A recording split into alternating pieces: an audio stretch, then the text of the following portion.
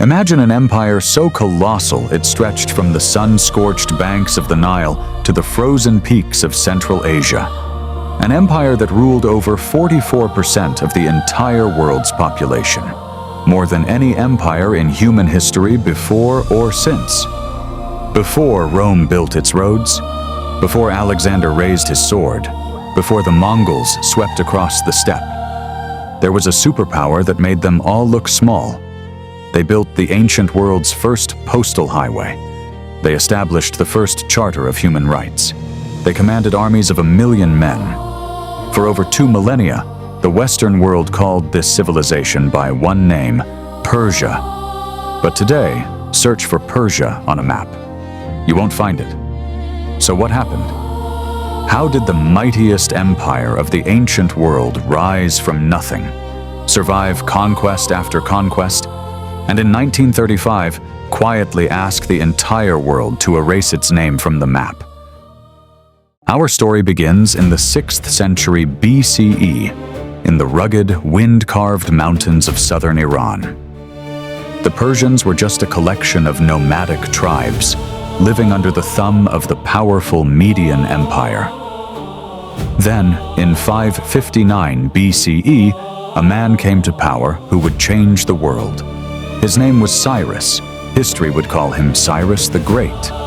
Cyrus didn't simply rebel against his Median overlords, he dismantled them. Then he turned his eye outward, conquering the kingdom of Lydia and the mighty Babylonian Empire in rapid succession.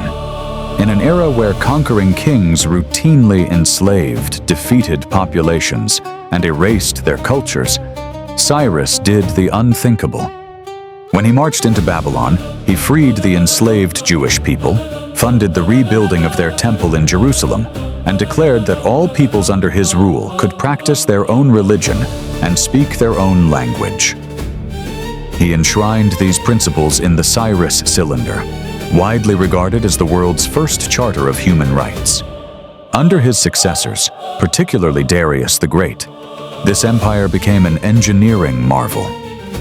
Darius constructed the Royal Road, a 1,700-mile highway connecting the empire's distant corners. Relay messengers on horseback could carry a message from one end to the other in just 7 days, stunning the Greek historian Herodotus, whose words later inspired the motto of the United States Postal Service. Darius also introduced a unified currency and standardized weights and measures across the empire, creating a commercial network that spanned 3 continents. Persepolis, the ceremonial capital Darius built, was the greatest palace complex the ancient world had ever seen, a symbol of Persian power and sophistication that stunned every visitor. No empire, however brilliant, escapes the grind of history. The Persians eventually turned their gaze westward, toward a fractured mosaic of city-states clinging to the rocky Greek coastline. And so began one of the most legendary rivalries in the ancient world, the Greco-Persian Wars, Marathon, Thermopylae, the legendary stand of the 300 Spartans against the vast army of King Xerxes. At the Battle of Marathon, a smaller Athenian force routed a massive Persian landing army, sending a runner 26 miles to Athens to deliver news of the victory. For over a century, Persia and Greece clashed in brutal, grinding warfare, neither side able to deliver the final blow. But this bitter rivalry planted the seed of Persia's destruction. Far to the north, in the kingdom of Macedon, a young king had grown up on stories of Persian arrogance. His name was Alexander. In 334 BCE, Alexander crossed into Asia with a hardened army and a mission most considered suicidal. What happened next stunned the world. Alexander smashed the Persian army, not once, but repeatedly. He chased the last Persian king across the empire's own heartland, and in 330 BCE, he marched into Persepolis, the glittering jewel of the Persian world. And then, in a night of drunken fury, Alexander burned it to the ground. But here's what Alexander, and every conqueror after him, failed to understand about Persia. You can burn a palace, you cannot burn a culture. After generations of Greek Seleucid rule, the locals rose again. First came the Parthian Empire, fierce cavalry warriors who became the most persistent nightmare the expanding Roman Empire ever faced. The Parthians held their ground for nearly 5 centuries, repelling Roman invasion after invasion, defending Persian lands with brilliant mobile cavalry tactics that Roman legions could never effectively counter.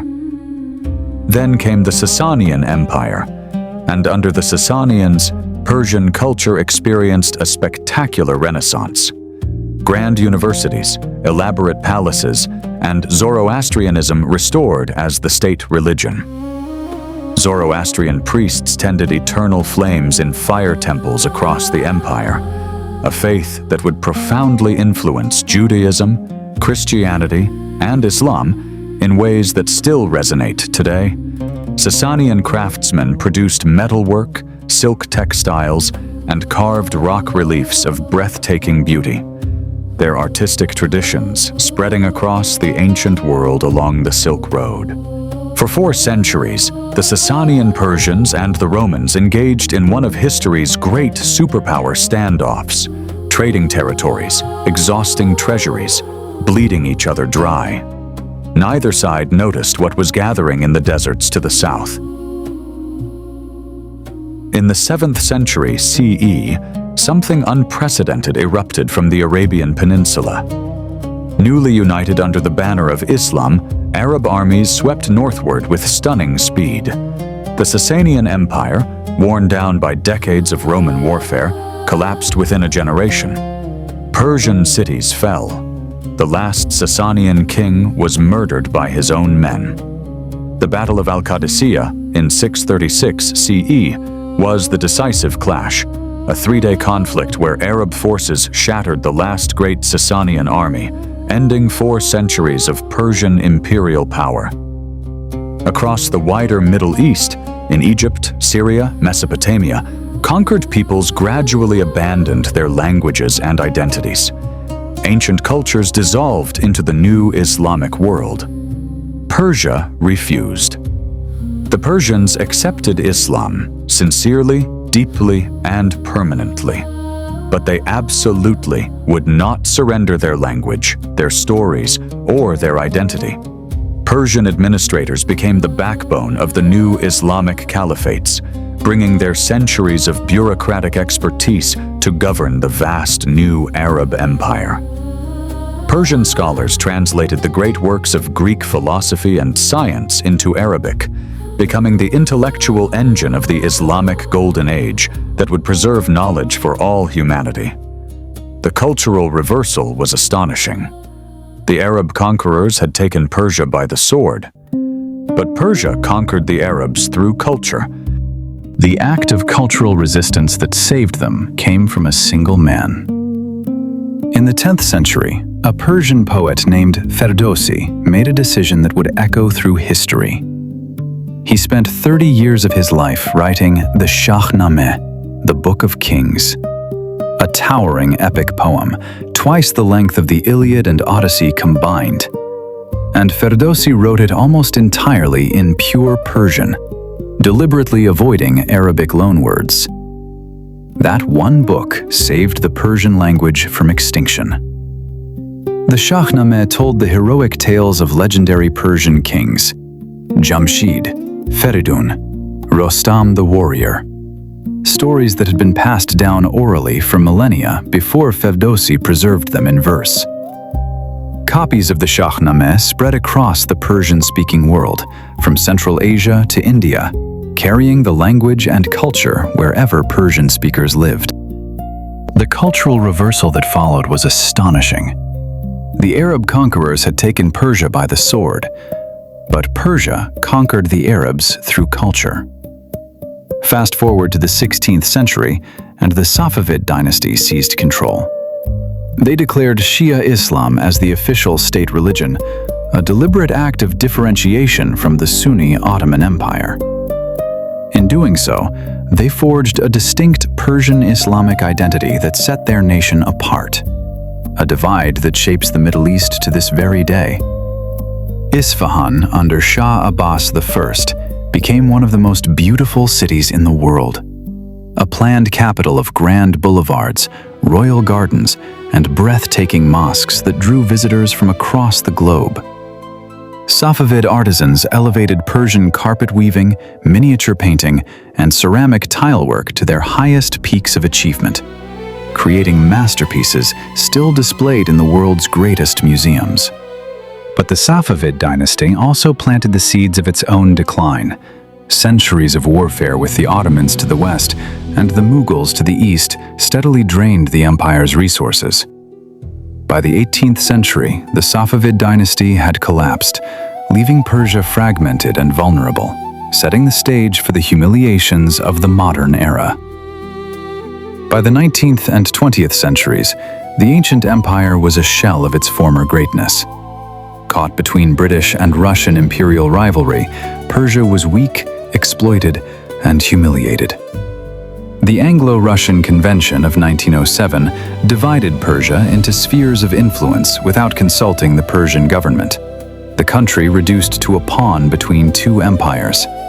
Its vast oil fields, discovered in the early 1900s, were pumped dry by foreign corporations, while ordinary Persians saw almost none of the profit.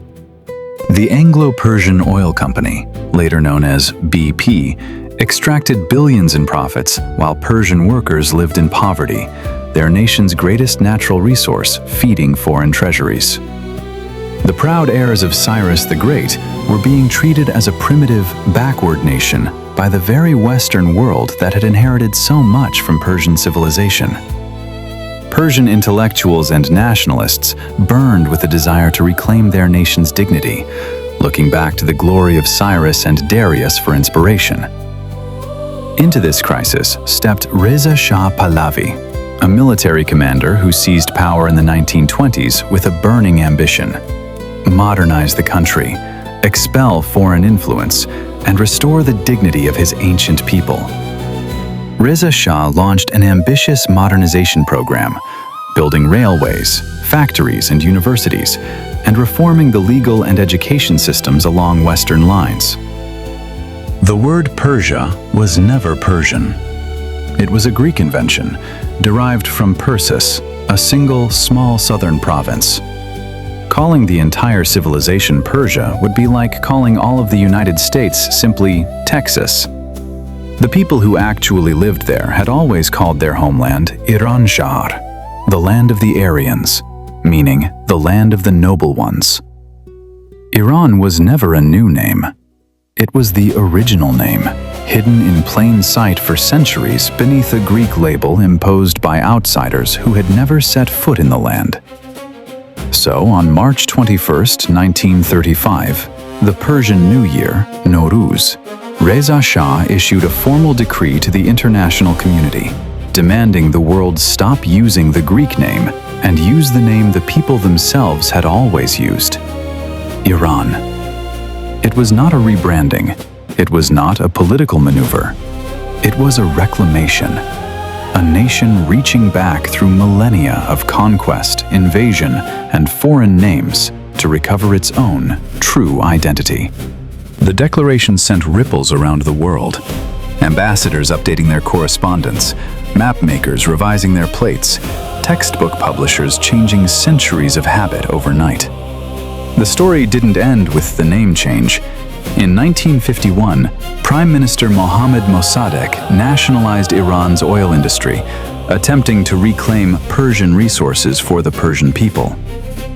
The CIA and British intelligence orchestrated a coup in 1953 that overthrew Mossadegh, another chapter in the long story of outside powers manipulating Persian sovereignty. The 1979 Islamic Revolution transformed Iran again, sweeping away the Pahlavi monarchy in a popular uprising and establishing the Islamic Republic that governs today. Through monarchy and republic, empire and occupation, ancient faith and modern ideology, the Persian identity endured. The language Ferdowsi saved is still spoken by 110 million people today. Iran's cultural exports, its poetry, music, cinema, cuisine, and architecture, continue to shape the world, carrying forward a tradition of artistic excellence stretching back 2,500 years.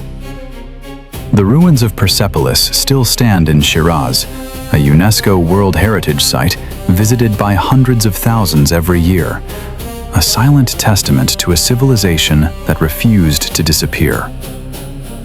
Every year on Nowruz, the Persian New Year, 300 million people around the world celebrate a spring festival whose traditions date back to the earliest days of the Zoroastrian Persian Empire. The poetry of Rumi, Hafez, and Omar Khayyam, written in Persian, is read in virtually every country on Earth, making Persian one of the world's most widely loved literary languages. From the unmatched tolerance of Cyrus the Great, to the flames of Alexander's vengeance, to the poetry that saved a language, to the quiet decree that changed every map in the world. The story of Persia becoming Iran is not a story of defeat. It is one of the most extraordinary stories of resilience in all of human history. What is your favorite era of Persian history? Drop it in the comments below. We read every single one. If this journey moved you, leave a like and subscribe for more epic historical documentaries. Hit that bell icon so you never miss a journey into the past.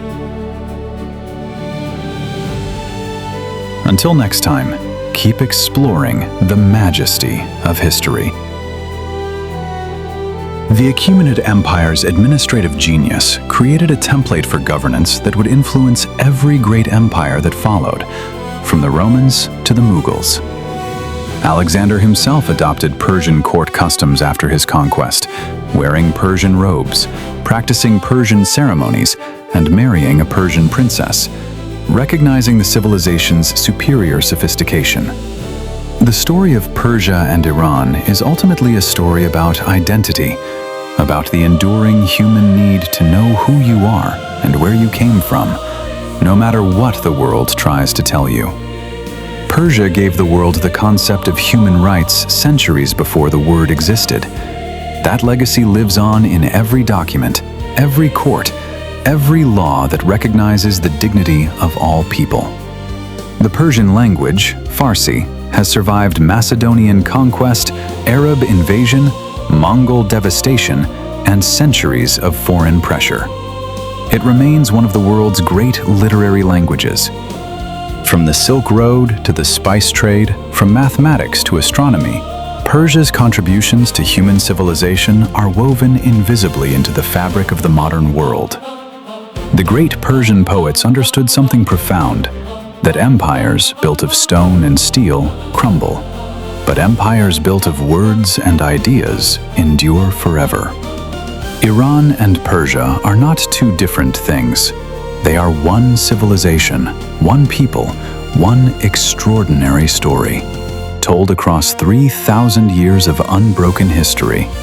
3,000 years of kings, poets, warriors, scholars, and ordinary people, all carrying forward the same thread of identity through every storm history could throw at them. This is the majesty of history. This is Persia. This is Iran.